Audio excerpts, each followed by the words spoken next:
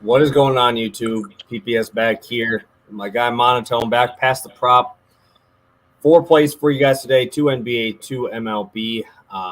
Coming at you, pretty crazy day in NBA yesterday, huh? I didn't have any NBA action yesterday. Just kind of seemed weird to me. But how did you do? Did you come out on top? Man, yesterday was, like you said, it was a weird day. We started strong, those Devin Booker first quarters that we've been on for the last, half century, once again did the job, but everything else was a bit of a shit show, right? A lot of foul trouble in that second game, just a lot of bricks, but you know what? That's why we're here today. We're here to make it right back up. Yes. I know. I saw 30-point blowouts in Yeah. both games yesterday. I'm sure there's somebody who put 30 plus on the alternate line on both. So I'm sure somebody got out well. But yeah, it was crazy. Jay coming in.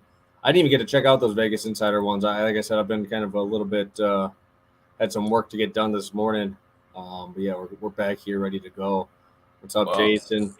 yeah, I appreciate Jay saying that because all of my MLB plays moved, so you're going to be hearing a couple of them again right now.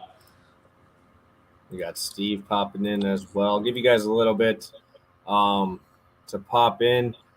How did we do last time? I believe you had Giannis, correct? He got 30, right? He ended up with his 31. Yep. Yep. He got over that. And then what was our other one? Oh, it was no, okay, it was Williams. Yeah, Williams did not play well at all. So plus money, we went out even. Yeah, I think I ended up splitting as well. Rodon had 12 strikeouts. Easy. Dude, Easy. I'm getting so frustrated with this, man, because they're still having him listed as third right now in Cy Young for the I NL. saw. And I've tweeted, I'm like, dude, how is he third right now? Corbin Burns' first two outings were not that good. I really don't get it. He's number one in strikeouts, tied for first in wins. Tough to not have him sitting at the top of the ballot. I mean, obviously we're only like 6 or 7 starts in, but um, they're letting him run. One thing I do like about the Giants right now is they're throwing him 120 or closing to like 110. His last outing was like 112. Like White Sox, he is not getting that much. His leash is 95.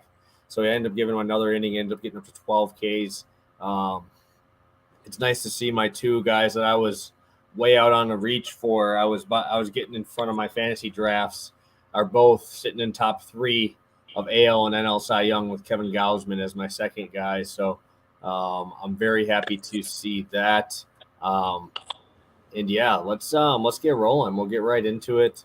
Um, yeah, I'm pumped. Let's get this thing. I will start out with you. I believe this is Mr. Tyus, correct? Yep. You said you're pumped. I am too. I get to bet on one of my favorite guys in the NBA once again. If you've been following this show or me or you're in my Discord, one of these things, you'd know that pretty much every single time John Morant steps out of the lineup, I am totally in on Tyus Jones coming back in. So I do like his PRA. That's where I started. I played at minus 120 last night, but we got some good movement. I saw minus 110 on FanDuel before we went live, which is always nice to see. This is the start for me. I like PRA, but I'm definitely going to be going back to double-double, which we got at some really nice plus money last game. He came up just short, but it still gave me confidence playing 41 minutes. Probably going to step into his alternate assist up to 10. There's a lot of spots I like with Jones. First quarter, too. I talked about the first quarter with Booker at the beginning. Tyus Jones is another one of those really sneaky first quarter guys that you want to look out for if you have DraftKings. But overall with PRA, he hit this very easily in game number one. One of the biggest, signs that was positive for me was he played 41 minutes, right? When you step in for John Morant, I was projecting him for, 31, 32 minutes. I thought he'd have a good game. I thought he'd play well, but I wasn't expecting the 41-minute workload. Additionally, as someone that's watched a lot of Tyus Jones this season, he was significantly more aggressive in game one than I expected. He took 18 shots, went 8 for 18.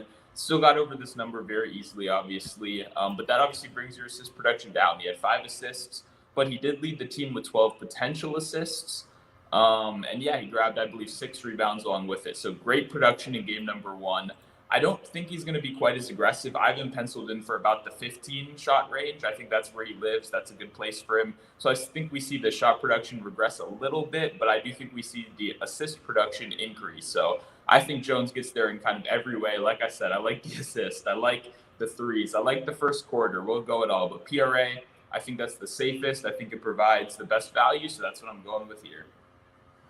Yeah, you can't go wrong with Tyus Jones. He's one of those guys that, like you said, he's like your Jalen Brunson's for me, right? When Luka's not in, I'm throwing hammers on Jalen Brunson here. So I like that you're kind of going in that same direction in that same spot because I think it's a good spot here for Tyus. I don't know why I put all caps. I think that means it's a guaranteed lock whale, right? So I do really like this spot for you too. So another guy who rebounds well for a small guard. One guy, like not really many people figure that out, like same thing with Brunson, same with Ja, right? Those guys are smaller guards, but find a way to be in the right spot and get those long rebounds. I like it. I'll be tailing for sure. And I will be bringing in a little parlay here. More with Nathan Eovaldi 5Ks with Trout hit. This is a FanDuel line, minus 105.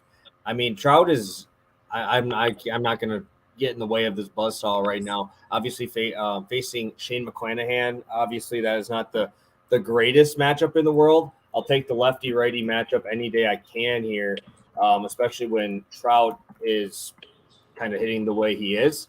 I believe he has multiple hits in 3 of his last 4 games. Obviously, had the 2 home run game last night. And obviously, when you look into Shane McClanahan's numbers, you're going to see a lot of strikeouts, right? But Trout is going to be hitting the best stuff, right, that he has, right? So when I look at a guy, especially a better hitter against a good pitcher, I'm looking at what the other guy's going to try to get him out with, right? Shane McClanahan is 75+% fastball slider, right? Showing the high velocity fastball with a good slide piece. So you look into what Trout does against those pitches this year, 278 batting average versus the slider, with almost an 800 slugging. And then when you go into a four-seam fastball, he's 325 batting average against an expected batting average of like 340 here. So really the 2 best pitches by far his best pitches, right? 75+% on the fastball slider. Obviously, when you throw 98, I would throw my fastball too. So, but Mike Trout obviously is velo proof, right? He's going to hit everybody, right? Obviously, last night he put Brett Phillips throwing 65. He took him yard, so that was fun to watch. So he hit 165 yard. He hit the yes, I did see he is minus. If you want to pop over on DraftKings, I know Trout is minus 170 for a hit, but I do not have the Eovaldi spot on DraftKings yet for an alternate line. So this was the only spot I could get both. But if you want to take Trout at the minus 170, that is the best line I did find. It's also on DraftKings for him to get a hit at minus 170. But the only one with the Eovaldi as well is FanDuel at the moment. So, yes, if you want to take Trout as another parlay piece in the other one, I like that as well. But, yeah, I'm riding the Mike Trout train. And Eovaldi, we saw last night Garrett Whitlock with about the same kind of stuff. Obviously, Eovaldi throws a little harder and has the wipeout splitter. Garrett Whitlock had 5 Ks through only 2 and 2, or I think 3 innings. He had like 4 walks, 4 hits allowed, gave up 3 runs. We talked about this last time. Eovaldi doesn't walk dudes. His entire walk rate is flipped. So I don't see any issue with him against this Braves team, who's a top 10 strikeout team against right-handed pitching. Upper 90s velo, absolutely wipeout slider with over a 40% whiff rate. Hard to get away from Eovaldi today. But I was telling Mono before the game or before the show, I've got hooked on like 4 pitching props in the last 2 days. So I'm going to just take the one off and take it with a guy who I really like here with Trout to double up here. So I'm going to be rolling with this one. Again, Trout minus 170 is on DraftKings for a hit and Caesars, it looks like there. So any thoughts on this one? Are we heading into our Taylor fade spots? Yeah, no, I like buying the strikeout, like I said to you before too. It's definitely pricey, but if you find something good to match with it, obviously, like you said, a strikeout matters so much in this market, right? If you're betting Giannis 30 points, 1 point doesn't quite matter as much, but when you're betting a guy to get 5 strikeouts, right, obviously every pitch counts for that. So definitely like this one right here. Like you said, Trout has been absolutely on a tear. My only question is, why are we not going back to Anthony Rendon after the lefty homer yesterday? I did. Yeah, that was crazy. Of that? That's I saw that. That was crazy. But I looked at a lot of other spots. It's just Rendon scares me sometimes because, like, when I'm seeing a guy with this upper upper 90s like this, and they're going to be bringing a lot of upper velo from the pen. I like looking at guys who can handle the fastball a little bit better. You give me Rendon like 3 years ago, I'd probably be on his prop every single game because that dude was raking. But, with the injuries and getting a little older, I've been kind of staying off of Rendon spots, usually going with Ohtani or Trout on those guys. But obviously, last night, that lefty thing was crazy. I can't believe he actually put one out. Oh, let's get to it. We're right to our Taylor fade section. Yes, and we're looking like we only have one prop that's popping up a lot, and then we're going to have one spread that's been popping up a lot. But the prop that popped up here is by far the number one bet prop, and that is Steph Curry. Over 27.5. Do you have any thoughts on this one, Monotone? I'll let you kick it off. Yeah, it's kind of going back to what we were last time, right? Last time we were on the show, it was Curry. It was a successful day for Curry. I want to go over. My gut instinct was to go over, but it's tough. I mean, I don't know. This one's hard for me because obviously look at those game logs from last game, right? Poole didn't have a great game, but that was kind of expected almost. You got to expect some regression at some point. I was definitely not on Poole last game. And then we saw Klay Thompson take 20 shots, I believe 7 threes, and was just terribly inefficient. So are some of these other guys going to come around? Are the Grizzlies going to adjust their defensive scheme? I'm not sure. I'll go under. We've been having a lot of luck, fading the public. I'm gonna fade the public here today. We'll see if that works out. Yeah, no, we've been doing pretty well. We've been riding the public a little bit more than usual. I believe I went 1-1 last time because Horford went under. Or no, I hit both. I think because I had you hit both. I had the over on Curry and I had the under on Horford. So been doing pretty well on these ones. I'm gonna probably be on the under as well. I just think that number moved up a little bit too high for me. I don't expect this one to be in that crazy high scoring matchup that we've seen prior, right? Grizzlies without Ja, they're tough, man. And their defense is what? I think it's like number 2 or 3 defensive rating when he's not on the floor. So I'll take the under. I'll flip-flop from last time. I'll take the under 27.5 there. And then we're going Taylor fade on a spread. Bucks plus 5.5. They're giving the Celtics 5.5 at home. You already know where I'm going. I got to back the Bucks, but I'll just let you kind of actually give me a reason. I'm too much of a homer. I won't get too much into it. Yeah, I lost some money on the Bucks last game, so that kind of hurts, but unfortunately, or maybe fortunately, I think I'm going right back. I think I'm going to tail this one. It's tough because the Celtics look significantly better than the Bucks last game, but I think a lot of the times we do this thing where we let a one-game sample size kind of make us forget a lot of things that were previously shown to us. So I'm not going to look too deep into it. What we do need is we need someone on the Bucks to step up. I don't know who you think that's going to be because right now we're seeing Giannis and Drew Holiday pretty much shoot the ball 60 times a game, and yet neither of them have been particularly great with that volume. And then we got guys like Grayson Allen suddenly going completely quiet. So someone's going to need to step up for the Bucks today. I'm not sure who it's going to be, but once again, 5.5 just kind of feels disrespectful. 3-2 is probably where it should be. So I'll tail the Bucks plus 5.5, and let's hope there's no more pain today.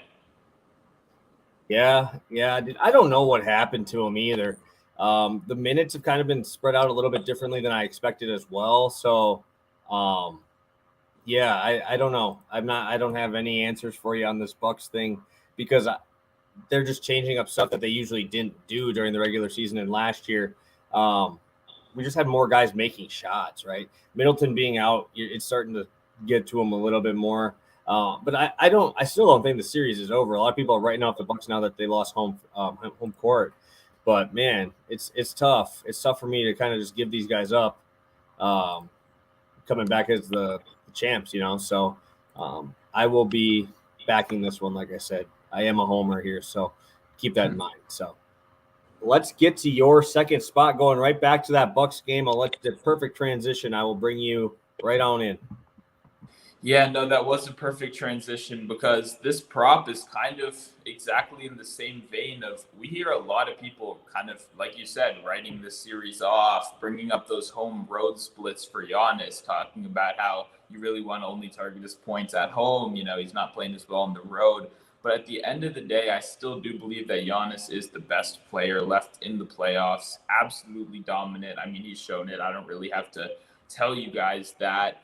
But what I really, it's just the volume. I come in here and preach that every week. I write about it every week. If the guy's going to keep taking 25 shots a game, at least that's the minimum, right? 25 shots a game. I shouldn't even, it's 30 shots a game, honestly, is what it is. He hasn't been super efficient. He's also getting to the free throw line 10, 11, 12, 13 times a game. Last series, he was knocking those down at a very nice clip. He was in the 70s. This series, we're back down into around the 50s. So I want to see some positive regression at the free throw line. I expect to. Giannis is too hard on himself to be one of those guys that just continuously lets himself be a bad free throw shooter. I think we see a turnaround right here. This is, like you said, absolutely this biggest game of the year right here. I'm just going to trust one of the best players in the world. He's taking a tremendous amount of shots. I got him 30 points in the Drew Steele. You could just play his regular points. This only brings it down really 1 or 2. I just think the Drew Steele is such an automatic play at this moment, right? He has 2 steals in every game in the playoffs so far, I believe, and 2 steals in like 9 straight games versus the Celtics. So 1 steal just kind of feels like a really easy way to bring this down a little bit. But I think the Greek Freak's just going to come out and do what he does. I think a lot of people are down on him right now. I think it's a good buy spot. He has to go off. Someone does, Yeah, no, it's about that time, right? It's about that time that the experience comes through. This is going to be that spot personally. I really like this spot, especially backs up against the wall. This is the spot for them to do it here. But yeah, let's get right into my last one. I'm going to have a little bit of a different type of look for this one. I'm going Shohei Ohtani strikeouts. I'm sprinkling the 10Ks as well, facing off against Tampa Bay. Last night, obviously, they got no hit with Reed Detmers. But the thing is the Rays don't strike out a ton versus lefties. The Rays are actually tied for first in strikeouts versus right-handed pitching this year. And now you're going to bring in Ohtani after an 11 strikeout outing last time out. And now he's hit this number 3 of his 5 starts. One of them against the Astros, which is actually extremely impressive. And it's usually against the better teams, right? Now you have him facing off against McClanahan. You have a Rays team that strikes out a ton. You also have a Rays team that chases a lot, right? We have Franco at 33% chase rate, Margot 29%, Ramirez 37%, Mejia's at 59%. And you're going to go up against a guy here who's got absolutely fantastic stuff. Put away percentage over 20% on 3 of his 4 pitches. His splitter's unbelievable. I just really have a tough time seeing the Rays come back after that game yesterday and hit an even harder pitcher, right? Especially Ohtani at home, much better in like terms of average against, only batting 200 against him, and 13 Ks in 9 innings so far this year. And it is more based off of like we go off of like even last year, right? His home road numbers were incredible, right? Home, he had a 1.95 ERA last year at home, and also a 30% strikeout percentage at home as well. So give me some Ohtani facing off against the Rays at home, off of a no-no last night, 12-0 beatdown. Give me some Ohtani. Let's cash this one. I'm going to be sprinkling on that 10K as well. Give me that plus 350. It's too juicy not to. Yeah, I mean, someone asked about this. I remember this morning in my Discord. I didn't have an answer. I have an answer now too, obviously. I mean, the only thing for me, I obviously have no statistical data to back this up, but playing a guy like against the team that just got no hit, I don't know about you. Does that nothing in your brain is like they just have to get hits? I know that's not actually how it works, and there's no numbers to back that up. It's a little silly, but I feel like that's almost my natural kind of response to this. Well, that's the thing. So the Rays actually don't hit righties awful. They bat like 240, but they strike out a ton. Like the same thing you can say about the Braves, right? When you talk about the Braves, everybody's like, "Hey, that's a good hitting lineup," but they strike out a ton. Like that's the thing is a lot of these teams that do have high home run rates, a lot of runs scored. Like you can even look at the Yankees, right?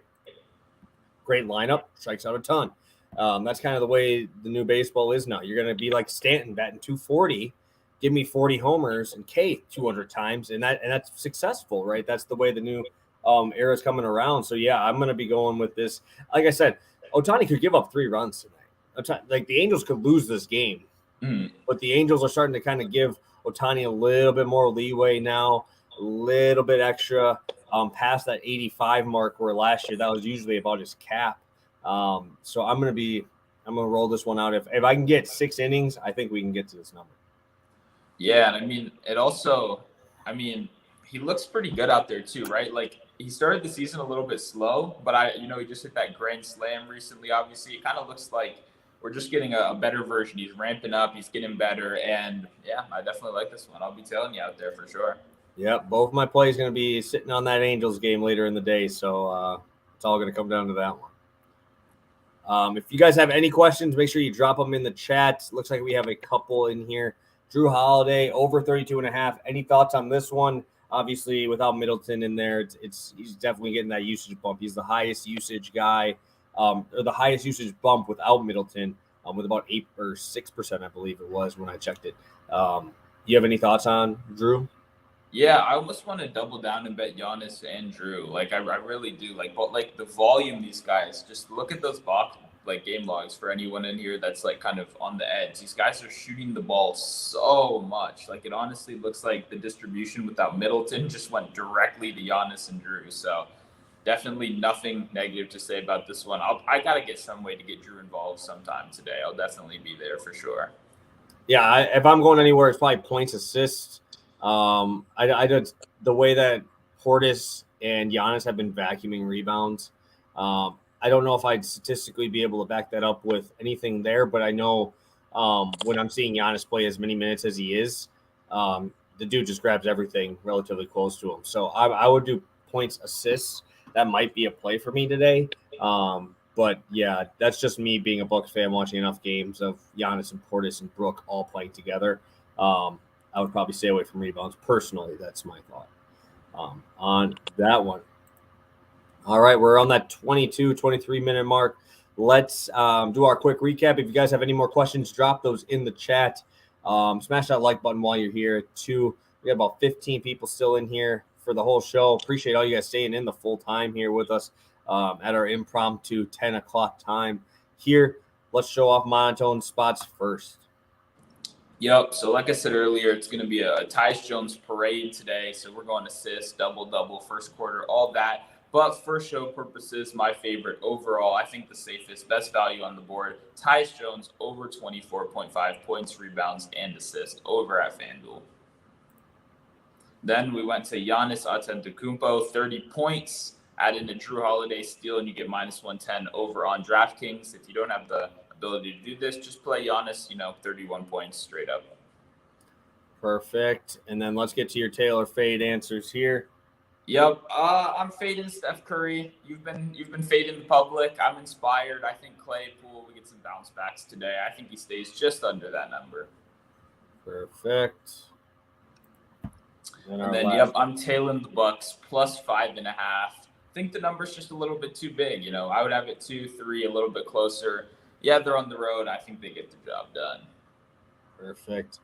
I will be rolling with Mike Trout to get a hit for me tonight. And Nathan Eovaldi, 5Ks. FanDuel at minus 105 again. If you want to pop over on Caesars or DraftKings, you can get Trout to get a hit at minus 170. A little bit better odds there if you want to take your favorite money line like the Dodgers or something. I know they're the biggest favorite of the day.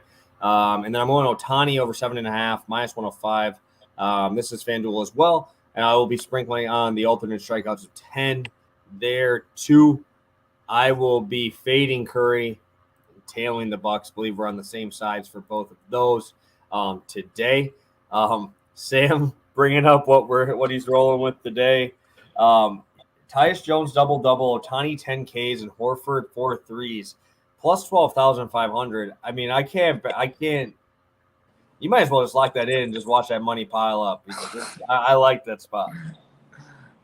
There we go. That's the winner, I guess. Honestly, we bring back the DGen parlay unofficially. Yeah, yeah, we haven't had one of those. Be bringing it back in football season in a couple months here, but let's see if Hort Ford can get me 4 threes here for Boston. I'm sure they will. I'm sure he's going to shoot like 12. So you just got to hope he shoots 25%. I hit it last game, plus 680, 4 threes. That was what it was, 600. Yep. Damn. Yeah, it actually when Robert Williams went out, it actually went up. So it went to plus 820 or something like that. So I know a couple people like NBA Props, who's in here a lot, got on that even better number. But I think we got to go back to Horford today. You know, just he deserves it. Yeah, dude. You know what I was pissed about is I had Al Horford. This is locked in before the game started. I had Al Horford over 20.5 points rebounds while Robert Williams wasn't ruled out. I only had 1 unit on it.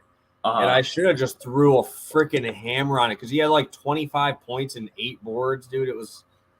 I was just pissed I only had 1. And it was super frustrating because I'm just watching him just crush it. And I'm like, man, that could have been such a nice little plus money spot if I would have just kept going up on that ultimate line or something, man. But yeah, it was good. It was probably the easiest cash I've had in a long time. So I can't complain, I guess. But yeah, I've locked that in. We'll see what that hits. I wouldn't be surprised. That would be crazy. Plus 12,500. You're our biggest parlay of the show. But all right, guys, we are heading on out. What do you got for the people, Monotone, heading out on this Wednesday? What do you got for them? Yeah, you know, like I always say, gotta go check out Pickit, Pikkit. We have code PTP, pass the prop for short. Yeah, man, it's real early, like you alluded to earlier, 10:30. Some of those props, there really hasn't been too much action on these games at all. So if you want to really follow what is the most bet on thing, if you want some free money, if you want to easily track your bets, all of that good stuff, make sure to use code PTP. I have to keep telling people it's a free app. It's completely free. It's not no paywall. No paywall. Exactly. That's a discount. So we'd appreciate it if you checked it out. Great app, great products. And yeah, I'm feeling good about today. It feels like a good day, good bounce back. Yes, Ben. Just tuning in. The only play with Giannis in it is Monotone's Giannis 30-point plus Drew Steele. He is heading back to the Giannis well. I stay off my Bucks a lot. I try to be very picky on my Bucks plays just because I got to do it with my head, not my heart. And it's hard to do that. We've been backing a lot of Bucks always. So, yeah, heading on out. 4 spots today, guys. We got some plus money quite a bit here. We got some good spots. I like all of our spots today. Usually, like I say, the Wednesday shows are usually the pop-off shows. So appreciate all you guys being in here and tuning in with us for the time being. We'll be sharing this out. Make sure you like on Twitter. Make sure you share it out because we will be doing this, like I said, every single Monday, Wednesday, Friday. We will have these videos out for you guys. So go check out Pickit. Go check out our Twitters. That's where we're going to see a lot more free plays. That is in the description of the video. But I appreciate all you guys tuning in. Under 30 minutes, again, we're getting this down pat. We got the show on lock right now, going right in that perfect timing every single time now. So, yeah, thank you guys so much. Best of luck on your bets. Afternoon baseball, night basketball. I mean, what more could you ask for a Wednesday? I appreciate all you guys tuning in. From myself and Monotone, peace out from Pass the Prop. Hope you guys have the best day betting here. So good luck on your plays. Have a good one.